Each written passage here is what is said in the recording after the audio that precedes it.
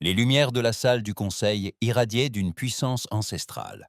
L'immense pièce flottait dans l'espace au-dessus de la planète Arxheim. À l'intérieur, des créatures originaires de 47 mondes différents prenaient place. Certaines avaient des écailles, d'autres de la fourrure, d'autres encore une peau phosphorescente. Mais toutes partageaient une même chose. Elles étaient les souveraines de la galaxie. Aujourd'hui, ils s'étaient réunis pour discuter d'un problème. Un petit problème, venu d'un petit monde. Vixerelle, la vieille de la Terre, se tenait au centre de la pièce. Elle était très âgée. Sa longue vie se lisait sur son visage. Elle avait vécu 800 ans. Elle avait vu l'ascension et la chute des civilisations. Elle avait vu des guerres se terminer et la paix s'installer. Plus rien ne la surprenait. Du moins, c'est ce qu'elle croyait. Un hologramme apparut au-dessus de sa tête. Il montrait une planète bleue et verte, la Terre. L'image tournait lentement. Des nuages se déplaçaient à sa surface. Les océans scintillaient sous la lumière de leur soleil jaune. Les humains, commença Vixerelle, sa voix résonnant dans la salle silencieuse. Ils ont refusé notre invitation à rejoindre le Conseil galactique. Ils prétendent compte vouloir se gouverner eux-mêmes. Ils affirment n'avoir besoin de personne. Des murmures de colère emplissaient la salle. Certains délégués sifflaient, d'autres grognaient. Quelques-uns frappaient violemment leur bureau du poing. Dans toute l'histoire de la galaxie, aucune espèce n'avait jamais refusé l'autorité du Conseil. C'était impensable. C'était une insulte. Le commandant Trilax de l'Empire catholique se leva. Grand et vêtu d'une armure sombre, il déclara : « Son espèce a servi de force militaire au Conseil pendant des millénaires. Elle n'a jamais connu la défaite. Les humains, eux, peinent à conquérir l'espace. » Sa voix était grave et assurée. Ils ne possèdent que quelques stations orbitales et leurs armes sont primitives. Ils utilisent encore des projectiles cinétiques et des explosifs chimiques. Mes officiers du renseignement estiment que leurs défenses orbitales s'effondreront d'ici 6 à 8 heures. La résistance terrestre sera neutralisée en moins de 3 jours. Il appuya sur un bouton. L'hologramme changea. Il montrait maintenant des armes humaines, des fusils tirant des balles en métal, des missiles enflammés, des vaisseaux au blindage rudimentaire. Regardez ça. Trilax poursuivit. Ils n'ont ni boucliers énergétiques, ni armes à plasma, ni moteurs quantiques. Ce sont des enfants qui jouent avec des jouets. Ce ne sera pas une guerre. Ce sera une leçon. La plupart des membres du conseil acquiescèrent, mais 3 délégués restèrent silencieux. Ils ne hochèrent pas pas la tête. Ils ne sourirent pas. Ils semblaient inquiets. L'un d'eux était l'ambassadeur Zix de la Confédération prélienne. Elle avait passé du temps à étudier la Terre. Elle avait lu l'histoire de l'humanité. Elle avait regardé leurs émissions de divertissement. Elle avait étudié leurs guerres. Ce qu'elle avait appris la troublait profondément. « Ancienne Vixerelle, » dit Zik en se levant lentement. « Je souhaite prendre la parole. » Vixerelle la regarda de ses yeux anciens. « Parlez, ambassadrice. » Les humains ne sont pas aussi simples qu'ils en ont l'air, dit Zik avec précaution. Certes, leur technologie est moins avancée que la nôtre. Mais ils possèdent quelque chose que nous n'avons pas vu depuis très longtemps. Ils ont passé leur existence entière à se battre. Non pas contre nous, mais entre eux. Elle appuya sur sa propre commande. L'hologramme changea de nouveau. Il affichait maintenant des chiffres. Des chiffres terribles. Au cours du siècle dernier seulement, ils ont mené 2 guerres mondiales. La première a coûté la vie à 20 millions d'éleurs. La seconde à 85 millions. Ils ont également mené des milliers de guerres de moindre envergure. Ils ont conçu des armes capables de détruire leur planète entière, non pas une seule fois, mais à maintes reprises. Trilax laissa échapper un rire sinistre. Voilà qui confirme parfaitement ce que je disais. Ils sont violents et primitifs. Ils s'entretuent. Ils ont besoin des conseils du Conseil pour se civiliser. Zik secoua la tête. Vous vous méprenez, commandant. Ils ne sont pas primitifs. Ils sont aguerris. Chaque guerre leur a appris de nouvelles leçons, de nouvelles tactiques, de nouvelles stratégies. Ils perfectionnent l'art du combat depuis 10 000 ans, et ils agissaient ainsi contre des adversaires qui partageaient leurs idées. Un silence s'installa un instant dans la salle, mais il ne dura qu'un instant. Puis les voix s'élevèrent à nouveau. La majorité réclamait des mesures concrètes. La majorité voulait inculquer le respect à ces humains. Vixerel demanda un vote. Le résultat fut sans appel. 44 espèces votèrent pour. Seuls 3 votèrent contre. La décision était prise. L'Empire catholique soumettra les humains, annonça Vixerol. Utilisez la force nécessaire. Minimiser les pertes autant que possible, mais affirmer clairement notre puissance. Ces humains doivent apprendre leur place dans la galaxie. Trix s'inclina. Ce sera fait, ancien. Je commanderai personnellement le groupe de combat Griffe Pourpre. 50 vaisseaux, plus qu'il n'en faut pour cette mission. La séance du conseil terminée, Zix resta assise. Elle regarda les autres délégués partir. Un profond malaise l'envahit. Quelque chose clochait. Le conseil avait commis une terrible erreur. Elle en était certaine. 2 semaines plus tard, le groupe de combat Crimson Talon pénétra dans l'espace humain. 50 vaisseaux de guerre sillonnèrent l'obscurité interstellaire. Chaque vaisseau transportait des milliers de guerriers. Chaque vaisseau était doté d'armes capables de raser des viles. Chaque vaisseau possédait des boucliers capables de résister à toutes les armes que le Conseil avait jamais rencontrées. Sur la passerelle de son vaisseau amiral, le commandant Telax examinait l'écran tactique. La Terre y apparaissait comme un petit point au centre. Autour de lui, il aperçut des vaisseaux humains qui commençaient à se déplacer. De petits vaisseaux, des vaisseaux fragiles, pensa-t-il avec un sourire. Ce serait vite terminé. Mais alors que sa flotte approchait, un événement inattendu se produisit. Les vaisseaux humains ne battirent maintes pas en retraite. Ils n'envoyèrent aucun message implorant leur pitié. Ils ne se préparèrent pas à se rendre. Au contraire, ils accélérèrent. Ils fonçaient droit sur la flotte Catarac. Le commandant Trilax observait l'approche des vaisseaux humains sur son écran. Leurs mouvements étaient étranges. Aucune formation qu'il reconnaissait, aucune doctrine militaire standard.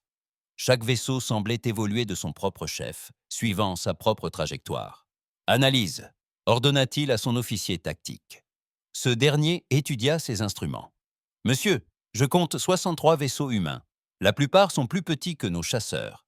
Ils n'ont pas de boucliers énergétiques. Leur blindage est en alliage métallique basique. Je détecte des armes cinétiques et des missiles chimiques. Aucune menace pour notre flotte. » Tralax acquiesça. Tout se déroulait comme prévu. Ouvrez un canal. Offrez-leur une chance de se rendre. L'officier de communication manipula ses commandes. Puis il leva les yeux, perplexe. « Monsieur, ils émettent, mais pas à notre intention. Que disent-ils? Ils jouent de la musique, monsieur. Et il y a un message vocal. On y entend. Vous vouliez vous battre. Vous l'avez eu. » Trilax ressentit une pointe d'une émotion qu'il n'avait pas éprouvée depuis des années, l'incertitude. Ces humains n'agissaient comme aucune des espèces qu'il avait conquises auparavant. Ils devraient avoir peur. Ils devraient implorer sa clémence. Au lieu de cela, ils jouaient de la musique et lançaient des défis. « Tous les vaisseaux, activez les boucliers et préparez-vous à faire feu !» ordonna-t-il. « Mettez leurs moteurs hors service. Nous les capturerons et leur apprendrons le respect. » La flotte catarique se mit en formation de combat. C'était une formation qu'elle utilisait depuis 1000 ans. Des vaisseaux formant une sphère parfaite, boucliers se chevauchant, créant un mur d'énergie impénétrable. Rien ne pouvait percer ces défenses. Rien n'y était jamais parvenu. Les vaisseaux humains atteignirent la portée de tir, et alors tout bascula. Ils ne ralentirent pas. Ils ne se regroupèrent pas. Au contraire, ils se dispersèrent comme des insectes. Chaque vaisseau prit une direction différente. Certains piquèrent vers le haut, d'autres vers le bas. Certains foncèrent droit sur la formation catarique. D'autres contournèrent contre les flancs. Puis ils ouvrirent le feu. Mais pas avec les armes faibles auxquelles Trilax s'attendait. Ces armes étaient différentes. Des canons à rails tiraient des barres de métal massif à des vitesses impossibles. Les barres se déplaçait aussi si vite qu'elle devenait incandescente. Lorsqu'elle percutait les boucliers Kithk, elle ne ricochait son pas. Elle les transperçait de part en part. Bouclier à 70%. Son officier tactique s'écria « Comment font-ils » Trilax n'avait pas de réponse. Les boucliers devraient arrêter les armes cinétiques sans problème, mais ces projectiles se déplaçaient à des vitesses qu'aucun ingénieur censé n'aurait autorisées. La tension exercée sur le vaisseau tireur devrait le disloquer. Pourtant, les vaisseaux humains continuaient de tirer, continuaient d'avancer, continuaient d'attaquer. Des missiles commencèrent à arriver, des centaines. Ils venaient de toutes parts. Les systèmes de défense antimissiles catholiques en détruisirent la plupart, mais pas tous.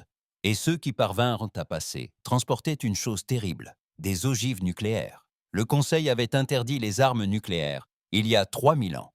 Elles étaient barbares, impures, dangereuses pour tous, y compris pour ceux qui les utilisaient. Aucune espèce civilisée ne les utilisait plus, mais les humains, eux, les utilisaient, et ils les utilisaient avec efficacité. Des éclairs blancs emplissaient l'espace autour de la flotte catharique. Chaque explosion libérait d'énormes quantités de radiation et de chaleur.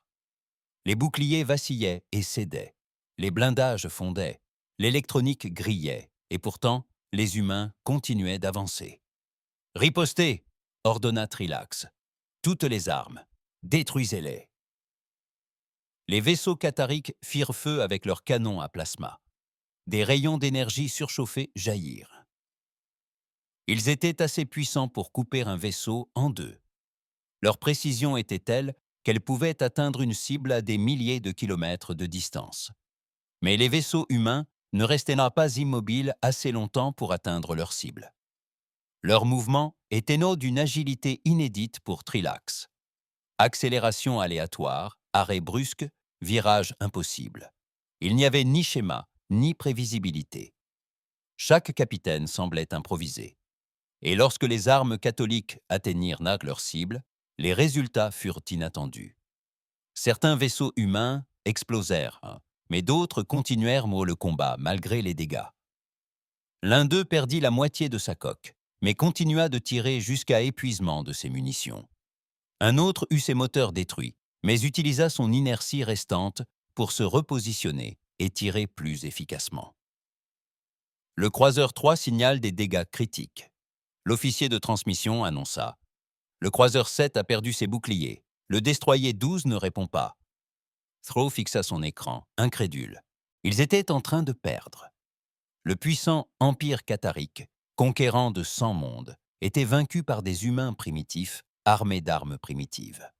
Un vaisseau humain perça les lignes ennemies. Il était endommagé. Un flanc entier était noirci et déchiré, mais son armement fonctionnait encore. Il tira tout ce qu'il avait à bout portant sur un destroyer catharique. Les boucliers du destroyer s'effondrèrent. Sa coque se rompit. Il commença à tournoyer de façon incontrôlable. Puis quelque chose se produisit qui glaça le sang de Trilax. Le vaisseau humain endommagé vira de bord. Il pointa son nez vers son vaisseau amiral. Ses moteurs crachèrent le feu à pleine puissance. Il allait l'éperonner. Manœuvre d'évitement.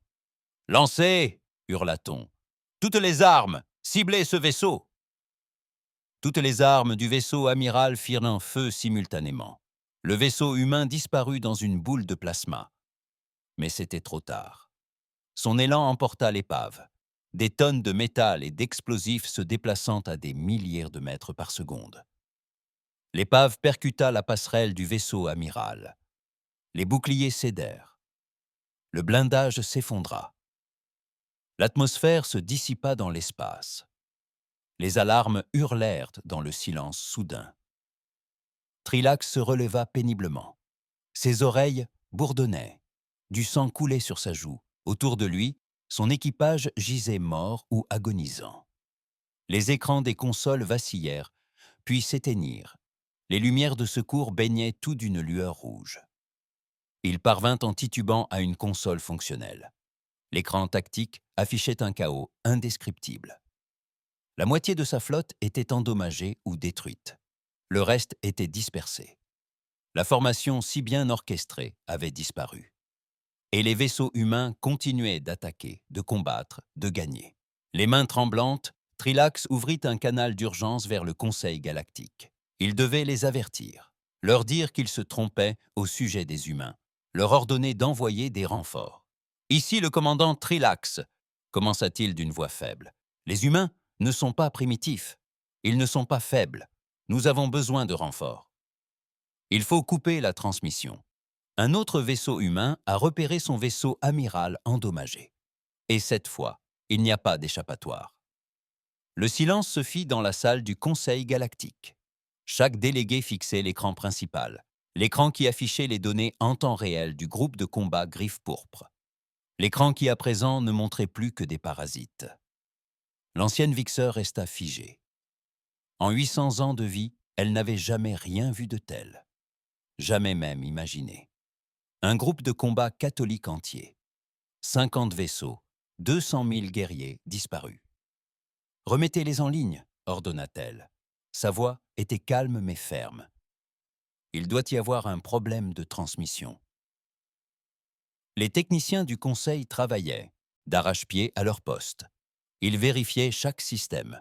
Ils ont essayé toutes les fréquences. Ils ont lancé des signaux de détresse. Mais le résultat était toujours le même, le silence. « Combien de temps ?» demanda quelqu'un. « Depuis combien de temps la transmission est-elle terminée ?» Un technicien leva les yeux de sa console. Son visage était pâle. « 37 minutes, aîné. La bataille a duré 37 minutes. » La salle explosa de joie. Les délégués se levèrent en un bond. Certains crièrent, d'autres jurèrent. D'autres encore restèrent figés, sous le choc. Le bruit était assourdissant. Vixey leva la main pour demander le silence. Il fallut plusieurs minutes avant que le calme ne revienne dans la chambre et qu'elle puisse parler. « Nous avons besoin de relevés à longue portée de la zone de combat, » dit-elle. Or, ces relevés prenaient du temps. La Terre était très loin. Les données devaient transiter par de nombreuses stations relais. Quand elle arriva enfin, personne ne voulait y croire. L'écran montrait un champ de débris. Des morceaux de vaisseaux catholiques dérivaient dans le vide spatial. Certains étaient aussi grands que des immeubles, d'autres aussi petits que de la poussière. Il y en avait des milliers, des millions, tout ce qui restait du groupe de combat Griffe Pourpre. « Je détecte une capsule de sauvetage », annonça le technicien. De conception catholique, elle émettait un signal de détresse automatique. Il semble être le seul survivant. Un seul. Sur 200 000, un général cathare se leva. Sa voix tremblait de rage. « C'est un acte de guerre. Nous devons réagir immédiatement. Envoyez toute l'armada. Réduisez leur monde en miettes. Qu'ils peintent pour leur inaction, » lança Vixroll d'une voix tranchante. « Asseyez-vous et taisez-vous. Il nous faut réfléchir, pas réagir. » L'ambassadrice Zix de la Confédération prélienne se leva lentement. Elle faisait partie des 3 personnes qui avaient voté contre l'attaque. Elle ne semblait pas se réjouir d'avoir eu raison. « Puis-je prendre la parole, aîné ?» demanda-t-elle. Vixerel acquiesça. « Je vous en prie, nous devons comprendre ce qui s'est passé. » Zix activa son propre écran. Pendant la bataille, mon équipe a continué d'analyser la Terre. Nous avons maintenant effectué un balayage plus approfondi de la planète. Nos découvertes changent tout. De nouvelles images sont apparues sur l'écran principal. Des images de la Terre prises sous différents angles, par différents capteurs, avec différents spectres lumineux. « Nous avons commis une erreur », a poursuivi Zix. « Nous avons supposé que parce que nous avions détecté des signatures de faible énergie dans certaines zones, les humains étaient primitifs. Nous avions tort. Ils avaient tout simplement construit la plupart de leurs installations importantes sous terre et sous l'eau, et les dissimulaient de manière inattendue. L'écran zoomait sur différents lieux, des complexes montagneux abritant d'immenses bases militaires, des fosses océaniques dissimulant des ports de sous-marins, des déserts recouvrant des villes souterraines. Il y a 47 installations militaires majeures sur Terre, déclara Zik. Nous en connaissions 5. Les plateformes de défense orbitale que nous avons détectées ne représentaient qu'une infime partie de leur nombre réel. Il y en a plus de 200. Ils les ont simplement maintenues hors tension jusqu'à l'arrivée de la flotte catholique. Elle appuya sur un autre bouton. L'écran s'emplit de données, des chiffres effroyables. L'humanité dispose d'une armée permanente de 300 millions de soldats entraînés. Sa capacité de production rivalise avec celle de nos principales planètes. Elle possède des dizaines de milliers d'armes nucléaires, des armes qu'elle a conçues pour s'entretuer. Ils conservaient des armes comme moyen de dissuasion contre leurs semblables. Un autre délégué se leva. Historien, il avait l'air malade. J'ai étudié en détail l'histoire militaire humaine. Les données sont alarmantes. Lors de leur dernier conflit mondial, ils ont exterminé 85 millions des leurs. C'est plus que la population de nombreux mondes du Conseil.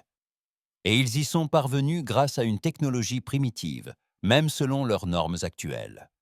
Il a consulté d'autres informations, des archives de guerre, de bataille et de stratégies humaines. Il menait des guerres d'anéantissement total depuis des millénaires. Des guerres dont le but n'était ni la conquête ni l'acquisition de ressources, mais la destruction complète de l'ennemi. Chaque guerre leur apportait de nouveaux enseignements. Chaque bataille perfectionnait leur tactique, acquiesça Zix. Les Cathuriques combattaient pour soumettre. C'était la doctrine standard du Conseil. Neutraliser les vaisseaux ennemis, minimiser les pertes, faire étalage d'une force écrasante et accepter la reddition. C'était une manière civilisée de faire la guerre. Elle marqua une pause. Les humains, eux, combattaient pour gagner à tout prix. Ils emploient des tactiques que nous jugeons barbares, car nous n'en avons pas eu besoin en 10 000 ans de paix. Ils se sont battus comme s'il s'agissait d'autres humains, car c'est ce qu'ils connaissent. C'est ce qu'ils ont toujours fait. Le général Qatar reprit la parole. Sa voix était plus calme, moins colérique, plus réfléchie. J'ai analysé les données de la bataille que nous avons reçues. Les humains ont utilisé des tactiques issues de dizaines de philosophies de combat différentes. J'en ai reconnu certaines, provenant de guerres antiques. Certains m'étaient totalement inconnus. Chaque vaisseau combattait différemment. Il n'y avait pas de stratégie unique, pas de schéma prévisible. Il observa la pièce du regard. Nous entraînons nos guerriers à obéir aux ordres, à combattre en mode équipe, à exécuter un plan de bataille. Les humains, eux, entraînaient leurs guerriers à réfléchir, à s'adapter, à improviser. Chaque capitaine prenait ses propres décisions. Ils ne suivaient pas de plan. Ils en improvisaient un au fur et à mesure du combat. Le silence retomba dans la salle, mais cette fois, c'était un silence différent. Non pas de choc, mais de compréhension.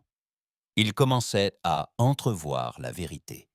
Vixerel contempla le champ de débris sur l'écran. 50 vaisseaux, la fierté de l'Empire catholique, réduisent à l'état d'épave flottante en 37 minutes. Nous n'avons pas attaqué une espèce primitive, dit-elle d'une voix calme. Nous avons attaqué une espèce qui a perfectionné l'art de la guerre tout au long de son existence. Nous avons provoqué des guerriers qui n'ont jamais connu la paix. Et maintenant, nous devons décider de la suite. Tandis que le Conseil commençait à débattre de sa riposte, une nouvelle alerte apparut sur l'écran principal. Une autre transmission en provenance de la Terre. Cette fois, c'étaient les humains qui les appelaient. Le silence se fit dans la salle du Conseil lorsqu'un visage humain apparut sur l'écran principal. C'était une femme en uniforme militaire, bleu foncé à motifs argentés. Ses cheveux étaient tirés en arrière. Son visage portait les marques du stress et de l'épuisement, mais son regard était clair et déterminé. « Ici l'amiral Chen des Forces de défense unies de la Terre », annonça-t-elle.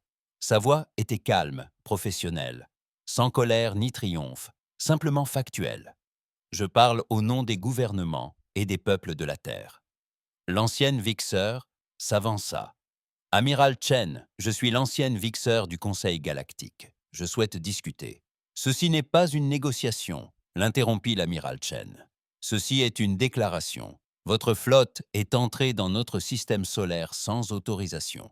Elle a ignoré toutes les tentatives de communication. Elle a pris des positions d'attaque autour de notre planète d'origine. Nous nous sommes défendus, marqua-t-elle une pause. Puis, d'un ton plus ferme, elle reprit « Votre flotte a été neutralisée. Nous sommes prêtes à permettre la récupération des survivants et des débris. Vous avez 48 heures pour récupérer ce qui reste. Passé ce délai, nous considérerons notre système solaire comme fermé à tous les vaisseaux du Conseil galactique. » Plusieurs délégués se mirent à crier. Le général exaspéré se leva, le visage sombre de fureur. « Vous osez menacer le Conseil? Nous enverrons 1000 vaisseaux, 5000 si nécessaire. » « Nous le ferons. » L'expression de l'amiral Chen demeura inchangée. « Si vous envoyez une autre flotte, nous considérerons cela comme une attaque. Nous réagirons en conséquence. Et la prochaine fois, nous n'irons pas jusqu'aux confins de notre système solaire. Nous avons étudié votre technologie avec soin. Nous connaissons l'emplacement de vos chantiers navals. Nous connaissons l'emplacement de vos bases militaires. Nous savons où se trouvent vos mondes d'origine. » Un silence s'installa dans la salle. Le message de l'amiral Chen était clair. Si le Conseil attaquait de nouveau, les humains porteraient la guerre dans l'espace du Conseil. Ils riposteraient en frappant les mondes du Conseil. Cependant, l'amiral Chen poursuivit « La guerre ne nous intéresse pas. Nous n'avons pas provoqué ce conflit. C'est vous qui l'avez provoqué. Nous voulons la paix, mais en égaux, pas en sujet. Pas comme des enfants à guider, en égaux. » Vixerel leva la main pour faire taire les autres délégués. « Amiral Chen, que proposez-vous exactement ?»« Des relations diplomatiques, » répondit l'amiral Chen. « Des accords commerciaux, des échanges culturels, tout ce que le Conseil offre à ses membres. Mais nous ne plierons pas, nous ne nous soumettrons pas, et nous ne renoncerons pas à notre droit de nous défendre. » Derrière elle, d'autres humains apparurent à l'écran. Des hommes et des femmes en uniformes différents, de couleurs de peau différentes, aux traits différents, des représentants de différentes régions de la Terre. Vixer comprit qu'il s'agissait d'une démonstration d'unité. Nous savons que nous ne sommes pas l'espèce la plus avancée de la galaxie.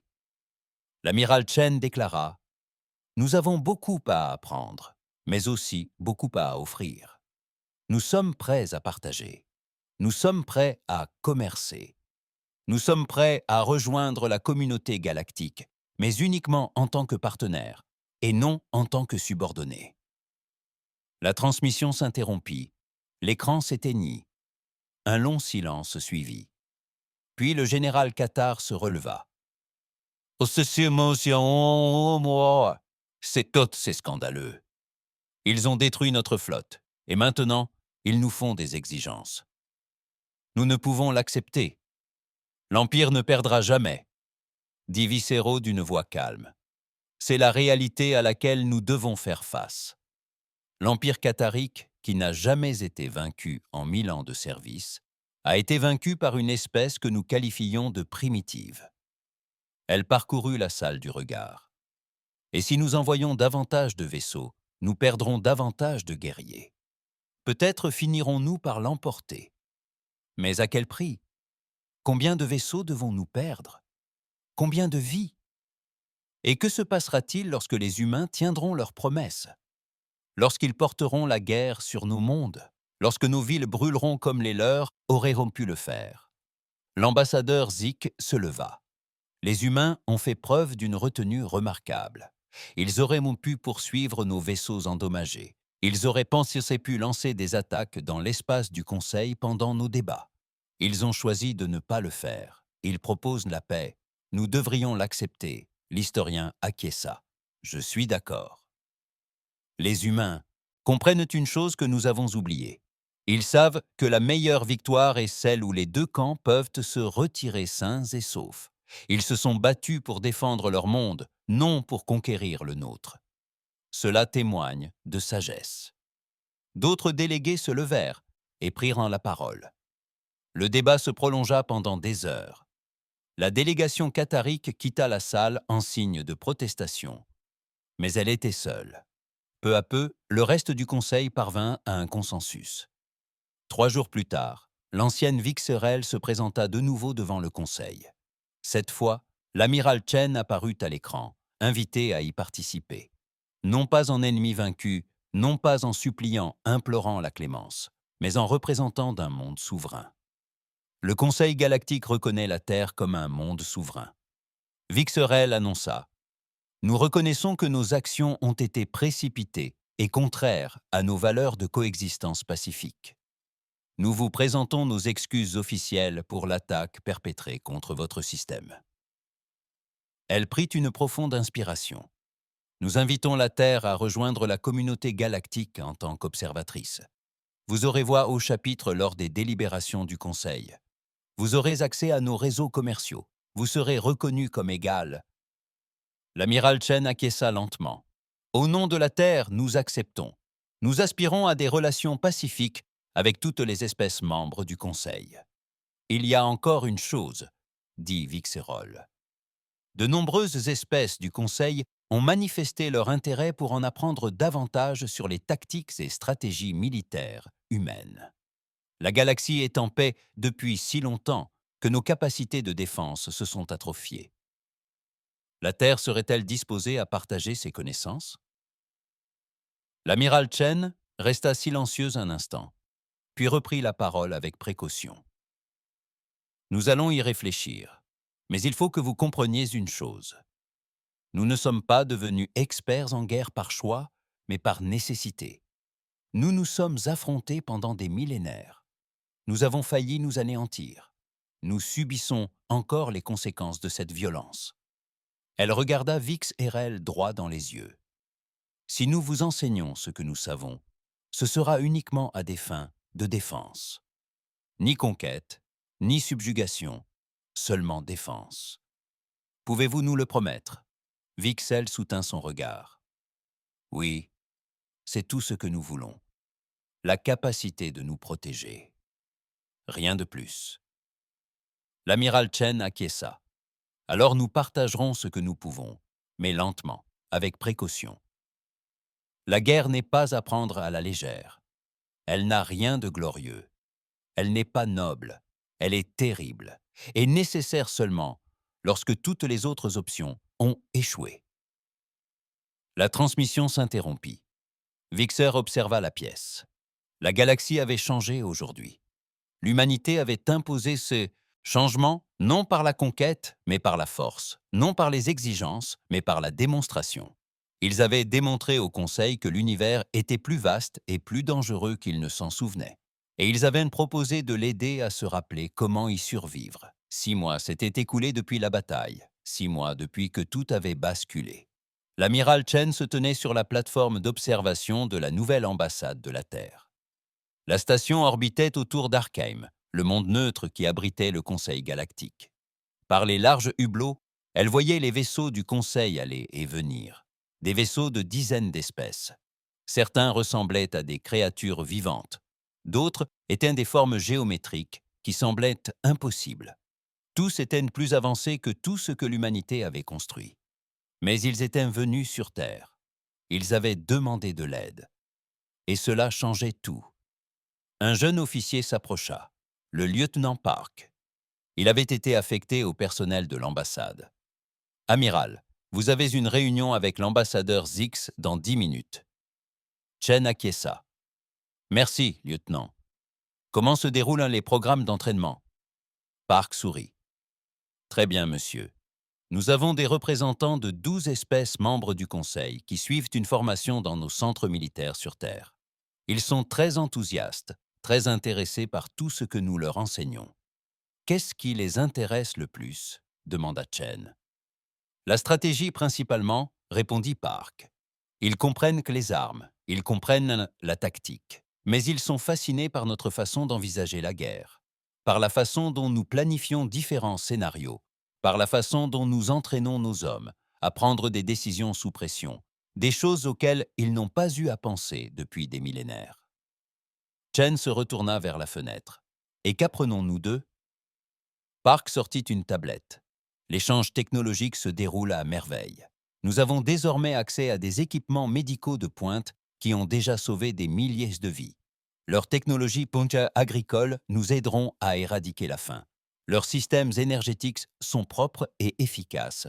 Et leurs moteurs supraluminiques nous permettront d'explorer l'espace au-delà de notre système solaire. Il marqua une pause. Mais je crois que la chose la plus précieuse que nous apprenons, c'est la perspective. Ils observent les étoiles depuis des millions d'années.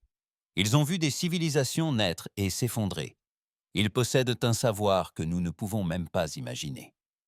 Chen esquissa un sourire. Et en échange, nous leur apprenons à se battre. Cela semble un marché inéquitable. Ils ne le pensent pas, monsieur. L'ambassadeur Zix m'a dit que ce que nous leur enseignons ne concerne pas seulement la guerre. Il s'agit de survie, d'adaptation aux menaces, de ne pas se laisser aller à la complaisance des choses qu'ils avaient oubliées. Jen a regardé l'heure. Je devrais y aller. Je ne veux pas être en retard. Elle a parcouru les couloirs de l'ambassade. Les membres d'équipage humains travaillaient aux côtés des espèces du Conseil. La gêne initiale s'était dissipée. Désormais, leur collaboration était harmonieuse. Certains étaient même devenus amis. L'ambassadeur Zix attendait dans la salle de conférence. Le diplomate pélien se leva à l'entrée de Chen. Ils s'étaient rapprochés au cours des derniers mois.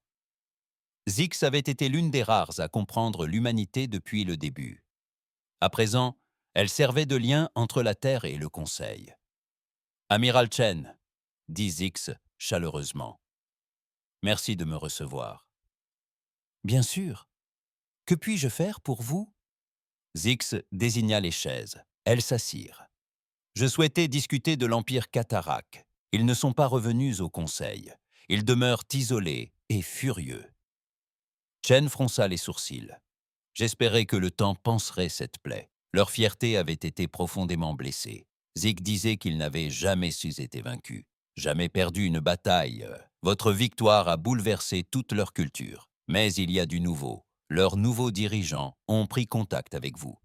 Ils souhaitent vous parler en privé. Chen fut surpris. Avec moi? Pourquoi? Ils veulent comprendre, expliqua Zix. Ils ont étudié les enregistrements de la bataille, les Saulnais. Ils ont analysé vos tactiques. Ils ont accepté leur défaite. Mais ils veulent savoir comment. Ils veulent apprendre. Chen réfléchit. Et vous pensez que je devrais les rencontrer? Je pense que ce serait bénéfique pour tout le monde. Zix expliqua que les Qataris constituaient le bras militaire du Conseil depuis des millénaires. Leur expérience est précieuse. Leur force est indéniable.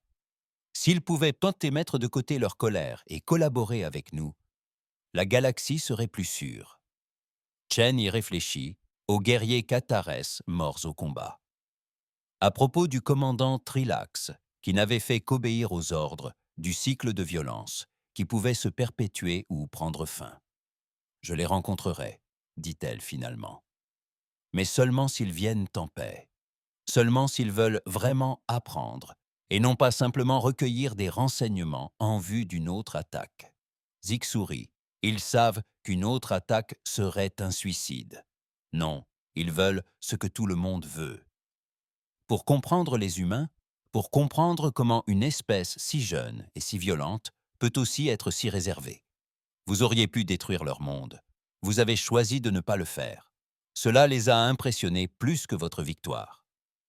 Plus tard dans la soirée, Chen retourna sur la plateforme d'observation. Elle resta seule, contemplant les étoiles. Là-bas, quelque part, se trouvait la Terre, leur foyer, ce monde qui, d'une manière ou d'une autre, était devenu le maître plutôt que l'élève. Elle repensa aux chemins qui les avaient menés là, aux guerres évitées de justesse entre les nations humaines, aux impasses nucléaires, aux innombrables conflits mineurs qui avaient appris à l'humanité de dures leçons sur le coût de la guerre, sur la retenue née de la connaissance, de la véritable connaissance du pouvoir destructeur des armes de destruction massive. L'espèce du Conseil n'avait jamais connu cela. Ils n'avaient jamais forgé d'armes capables d'anéantir leur propre civilisation. Ils n'avaient jamais frôlé l'extinction par leur propre faute. Aussi, lorsqu'ils entraient en guerre, c'était toujours théorique, toujours contrôlé, toujours civilisé. L'humanité savait mieux que quiconque. L'humanité avait entrevu l'abîme, et cette connaissance la rendait à la fois plus dangereuse et plus prudente. Le lieutenant Park s'approcha discrètement. « Amiral, il y a une dernière chose avant que vous ne vous retiriez pour la nuit. » « Oui, l'aîné Vixerel m'a chargé de vous transmettre un message. Le Conseil votera la semaine prochaine sur l'octroi à la Terre du statut de membre à part entière.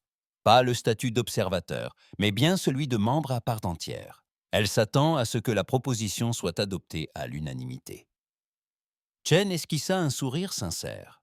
C'est une bonne nouvelle. Park hésita. « Monsieur, puis-je vous poser une question?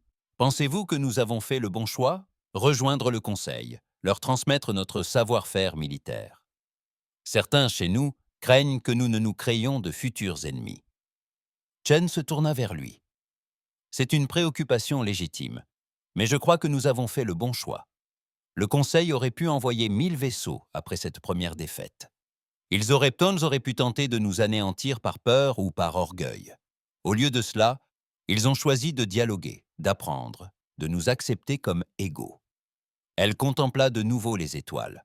Nous leur avons montré notre force. À présent, nous leur montrons notre sagesse. Nous ne leur apprenons pas à faire la guerre, mais à l'empêcher.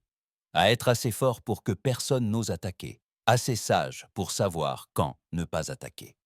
Elle marqua une pause. D'ailleurs, nous avons autant besoin d'eux qu'ils ont besoin de nous. Nous savons faire la guerre. Ils savent tout le reste. Ensemble, nous sommes plus forts que séparés. Park acquiesça lentement. « J'espère que vous avez raison, monsieur. Moi aussi, lieutenant. Moi aussi. » Tandis que le jeune officier s'éloignait, Chen resta à la fenêtre. La galaxie s'étendait devant elle, infinie et pleine de possibilités. L'humanité avait gagné sa place parmi les étoiles. Non par la soumission, non par la conquête, mais par une force tempérée par la sagesse. Par les dures leçons de 10 000 ans de guerre. Et maintenant, enfin, par la paix. Une œuvre fondée sur le respect et le besoin. Mutuel. C'était un nouveau départ pour l'humanité, pour le Conseil, pour la galaxie entière.